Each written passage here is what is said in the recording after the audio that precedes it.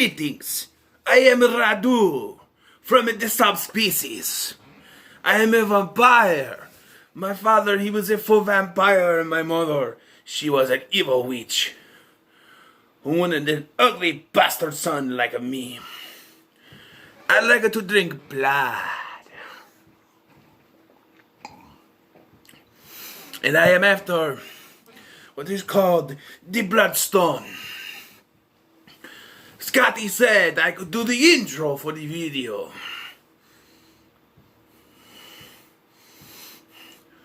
So this is the intro. And you'll be reviewing the full moon movie SubSpecies starring me, Radu. I will go get him. It's Scotty! What? It's time. I do the intro. Okay, hold on. Hold on.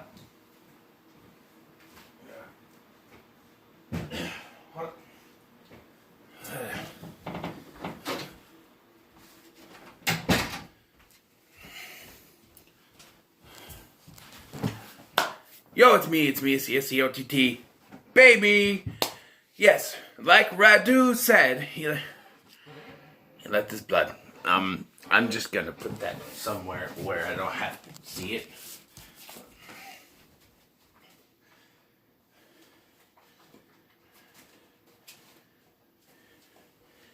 There. It's hidden. Okay. So yes. The next review in the full Moon-A-Thon is SubSpecies. I have an announcement to make at the end of the video, but we're gonna talk about SubSpecies first. So, I figured I would like SubSpecies. I'm a big vampire movie kind of guy. Like, even episode, Buffy and Angel, those are vampires. Some of my favorite episodes of Supernatural have to do with vampires, like Bloodlust and the one with Gordon. Yeah. I've always liked vampires, But, so I figured I'd like this. The subspecies that it refers to in the title actually refers to these little creatures that Radu creates when he cuts off his Nosferatu-like fingers. There's not really that much focus on them. I guess there was supposed to be, but they don't. Wait. How long has that been there? Anyway. Yeah, so the story revolves around, there are 3 tourists. They're not, like, all American, but they're 3 friends. There's Michelle, who's our main protagonist, her friends, Mari, and Lillian. And they are on vacation or on a trip. They're like graduate students or something, and they are trying to study this castle that supposedly is not in any books or anything. So why are they there to study? I don't know. They meet an old man named Carl, and they meet a young man supposedly named Stefan. Now, the main antagonist of this film is Radu, who is Stefan's half-brother. The beginning of this film starts actually with the tall man himself, Angus Scrim, with what looks to be like the stuffing from a stuffed animal shoved on his head, and he's portraying the father of both Stefan and Radu. And, he's killed right away by Radu, and then Radu takes the Bloodstone. And he captures Radu, and Radu cuts his fingers off, which creates the subspecies, which doesn't really get focused on. Then the Bloodstone, whatever. They really should have called this series Bloodstone. It makes more sense, right? I'll get to that at the end. And so basically the story is that these girls are being hunted by Radu because they go to the castle during the day, and look, I've always known that the rule is that vampires cannot be out during the day It doesn't matter if it's dark inside the castle, it's still daylight, and therefore they can't leave their coffin. But yet you have Radu skulking around the castle in the middle of the day. It's a dark castle, but to me, that seems like cheating. I mean, because if you're just sitting in your dark castle the whole day, you don't get your vampire sleep that you need. You're going to be cranky when you go out for blood at night. I'm just saying. And Radu needs his naps. But as you can see, we're going by the logic of the movie because it's dark in here. There's no sunlight coming through, so Radu was able to do the intro for me. I just thought about that. But anyway, so the first victim is Lillian. And she's like sticking her hand trying to open the door, and she gets what's apparently scratched. And then Radu shows up later and bites her. And so he also attacks this old lady at a festival. And the villagers know about the vampires. So they've staked the lady's heart and chopped off her head. And they also poured holy water over the decapitated head. And they, Carl says if they find out about Lily, they would do the same thing. And Michelle, fucking stupid, says, I don't want that to happen. We have to bury her. Hello?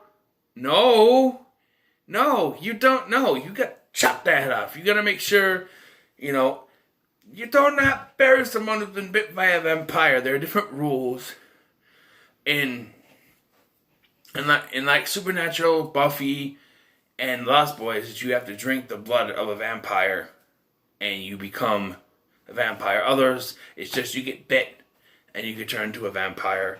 Or you be bit and then buried and then turn to...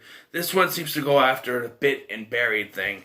Even though Carl should have listened and been like, no, we're not doing that. We're going to cut the head off because that is what we do. If we do not, we help the vampire. And I do not want to die because of some stupid crazy beach. I'm just saying.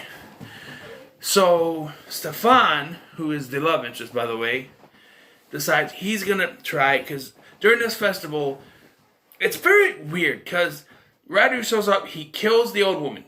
He kidnaps Mari, and then, almost as quickly, he somehow gets back to the castle where the girls are staying at to chomp on Lillian some more. So, I understand vampire speed, whatever, but yeah.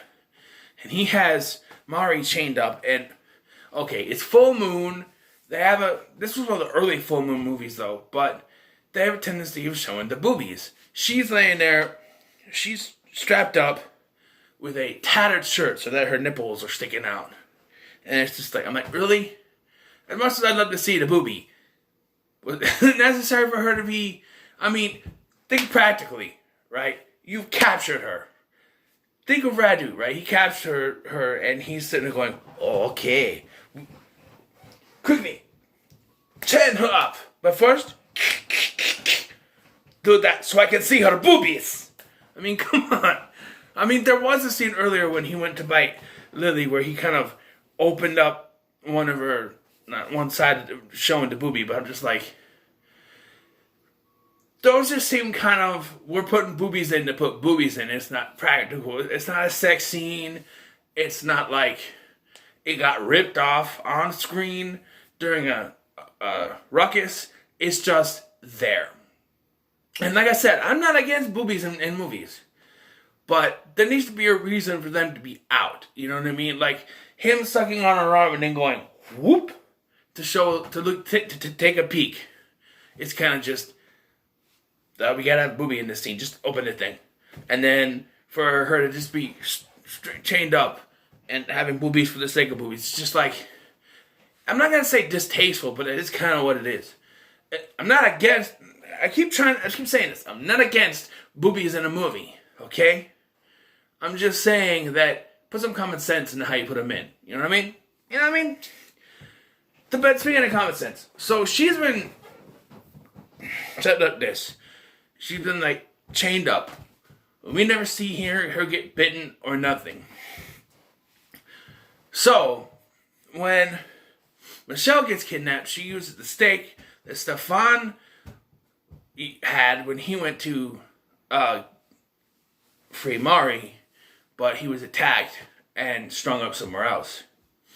And so Michelle uses that to break herself out, and then frees, we don't see this part either, but she frees Mari, and as they're leaving, or Mara, whatever, and they're leaving, Mara turns into a vampire. And I'm like, now that's bullshit. That's bullshit. Fucking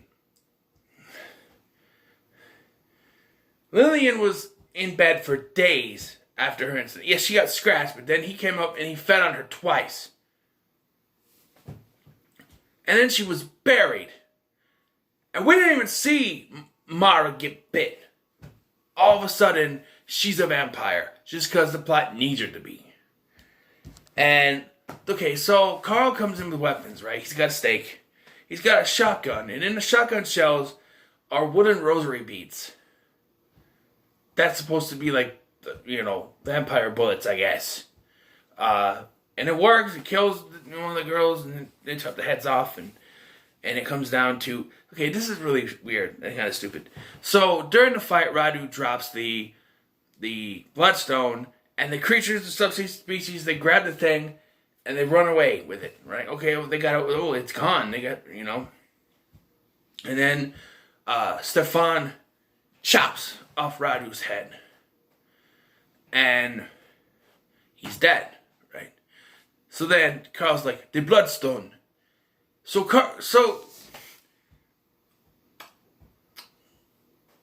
Stefan goes over to the secret hiding place, puts his fingers in the eye holes of the skull, does the thing, opens it up, and apparently the subspecies little creatures just put it back where it's supposed to be. Just put it back in its holding place. How did they open the door? How did they open? I don't know. I'm not trying to ask, but yeah. Before this though, Michelle was bitten by Radu. And we are told that Radu and Stefan are different. So if you get bit by Stefan, it'll be different as if you're bit by Radu. Or the other way around. I meant the other way around. If you're bit by Radu, it's different than bit by Stefan. So Michelle, because she was bitten, says, I want you to turn me, because then she won't be evil. So he bites her, puts her in a coffin. They go to end the movie, and then it cuts back to Radu's head, and he's like, he's still alive, so, because there's sequels.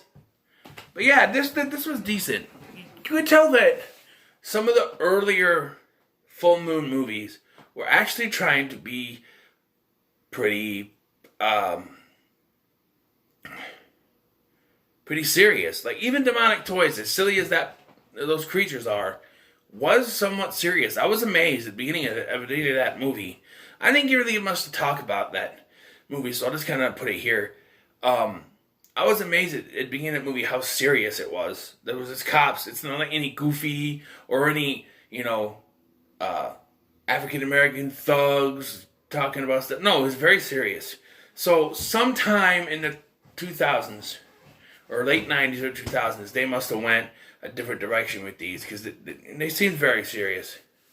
So I am eventually going to do the other 3 subspecies and its spin-off if it's on the thing, but the other 3 subspecies movies are on there. I've looked.